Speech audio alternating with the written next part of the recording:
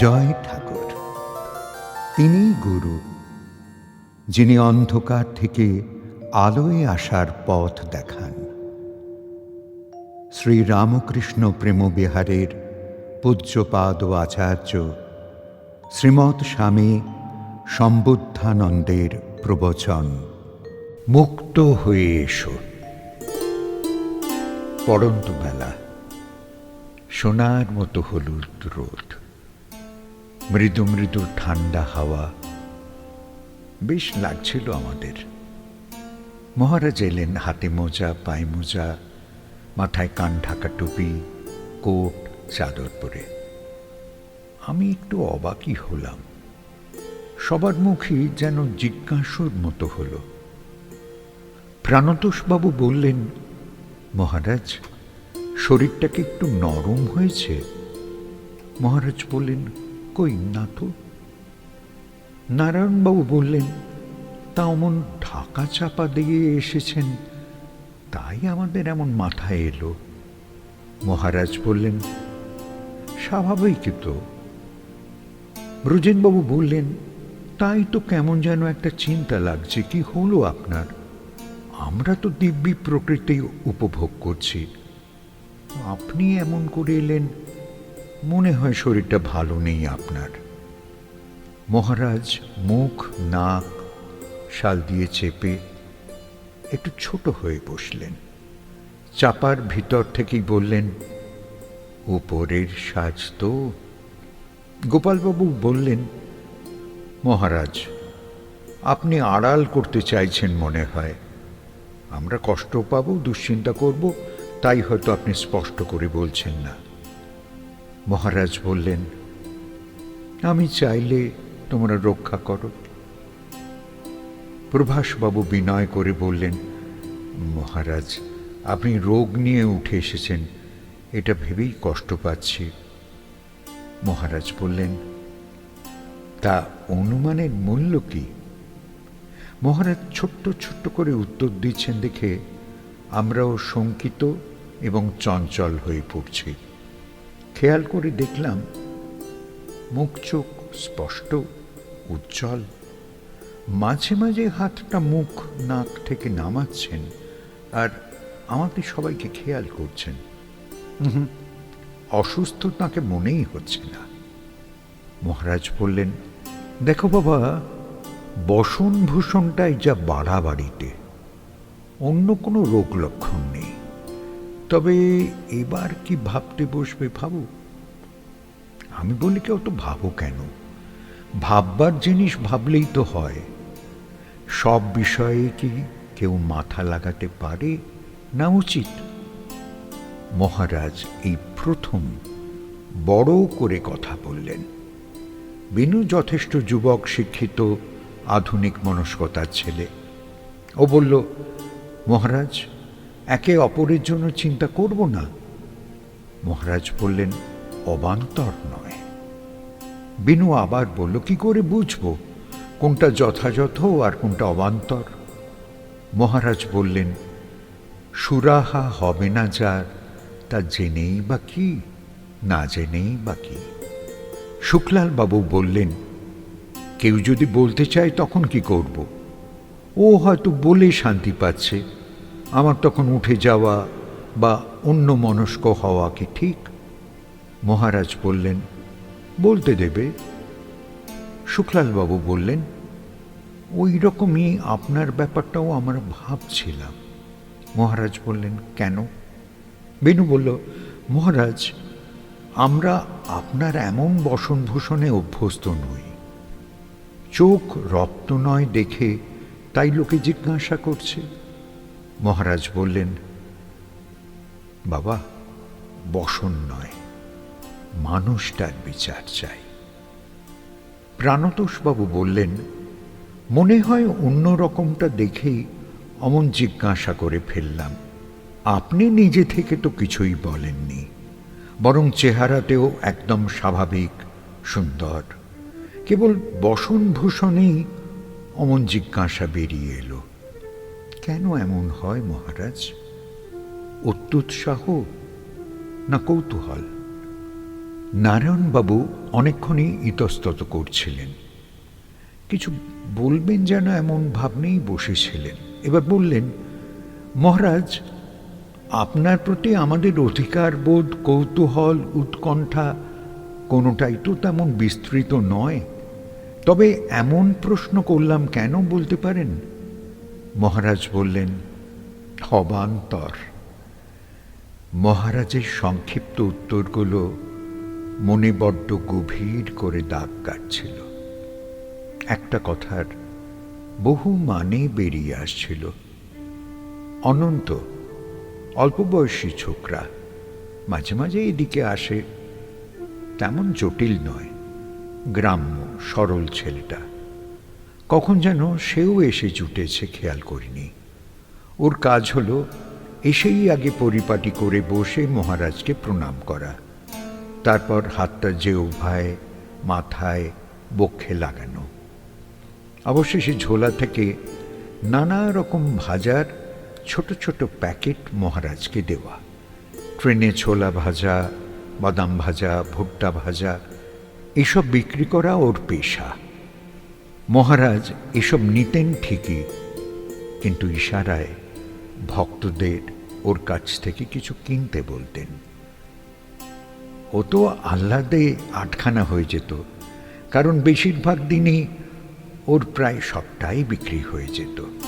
হেসে আবার বলতো, দিয়ে 1 হাতে, দেন 10 হাতে। ও মহারাজের এমন ঢাকা চাপা চেহারাটা দেখে বিস্মিত হয়ে বলল, মহারাজ, 2টো বড়ি এনে দিই? মহারাজ বললেন, কিসের?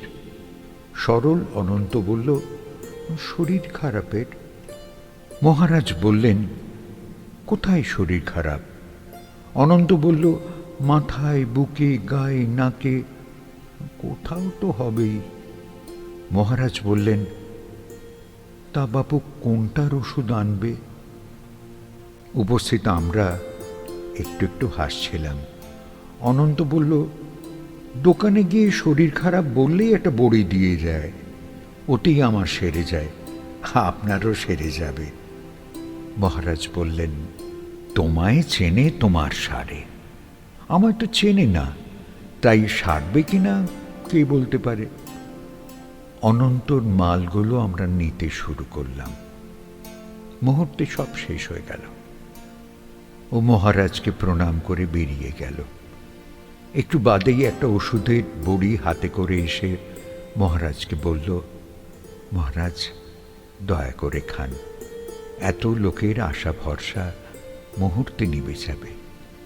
মহারাজ বললেন, তা মরবো ভাবছ নাকি? অনন্ত বলল, না না না, ওরকম ভাবছি না, এরকমটাই একদম ভালো লাগছে না। ওসব আলগা বস্ত্র তো কোনোদিন গায়ে জড়াতে দেখিনি। অমন 2-1 দিন দেখলেই তো আমাদের গায়ের বল শেষ হয়ে যাবে মহারাজ। মহারাজ মৃদু হাসলেন, মাথার শিরস্ত্রাণটি পাট করে রাখলেন, গায়ের চাদরটি ভাঁজ করলেন, পায়ের মোজা, হাতের দস্তানা খুলে ভাঁজ করলেন। মেতিন মশাই বললেন, অমন বলিনি আমরা, আপনি সব খুললেন কেন? পরে বসুন। বিনু বলল, সবাই অমন কি হলো কি হলো করলেন বলেই তো মহারাজ সব সরিয়ে রাখলেন। ব্রজেনবাবু ভ্রু কুঁচকে মহারাজের দিকে তাকিয়ে বললেন, তাই তো তাই তো, সবই তো ঠিকই লাগছে। আহা হা, কি যে আনন্দ পেলাম। প্রচণ্ড বিরক্ত হয়ে গেলেন সুখলাল বাবু।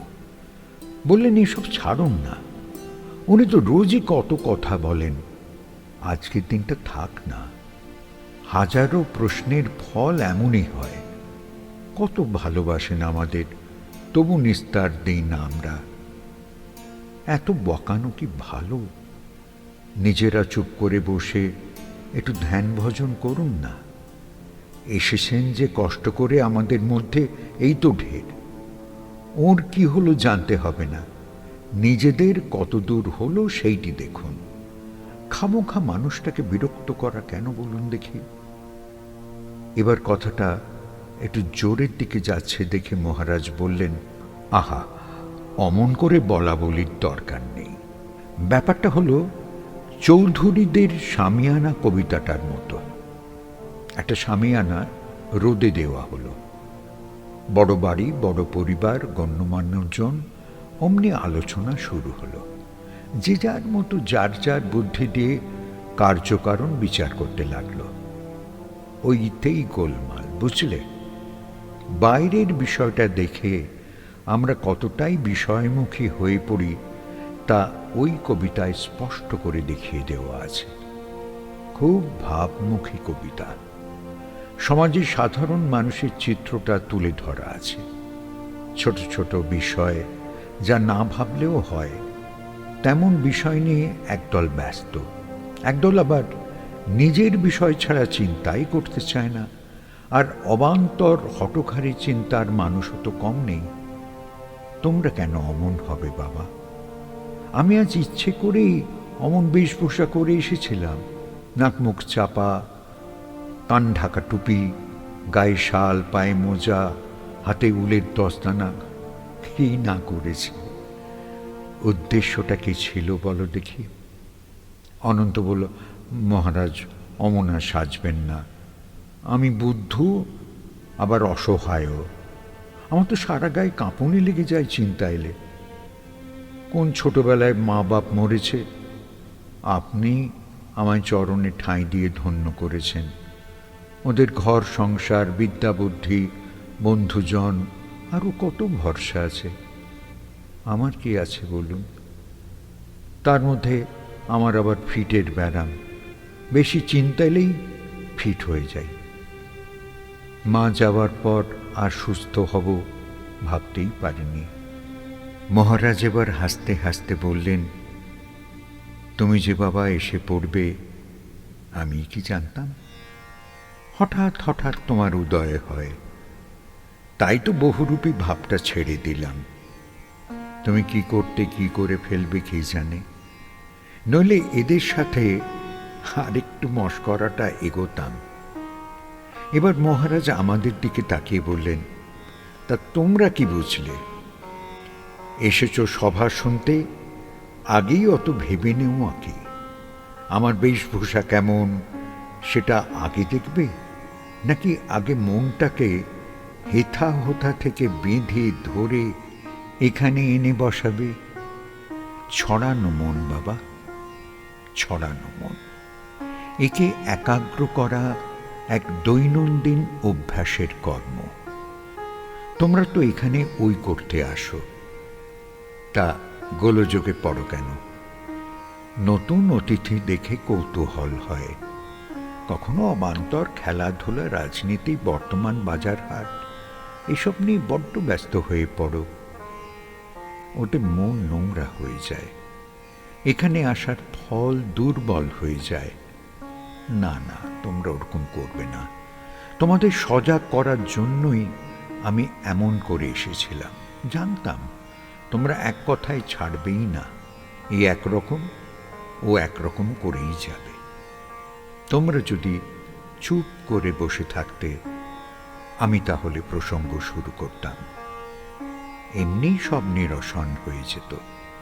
তা তো নয়। তোমাদের যতটা আমায় নিয়ে ব্যস্ততা দেখলাম, তার অর্ধেকও আগমন উদ্দেশ্যে দেখতে পেলাম না।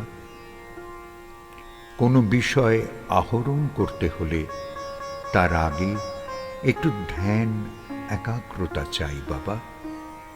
কৌতূহল, সৌজন্য, সম্পর্ক সব তুলে রাখতে হয় ধর্ম লাভ কালে। কিছুটা হাত পা ছেড়ে আসতে শেখো বাবা। আমাদের অত কথা সেদিন মুহূর্তে চুপ হয়ে গিয়েছিল।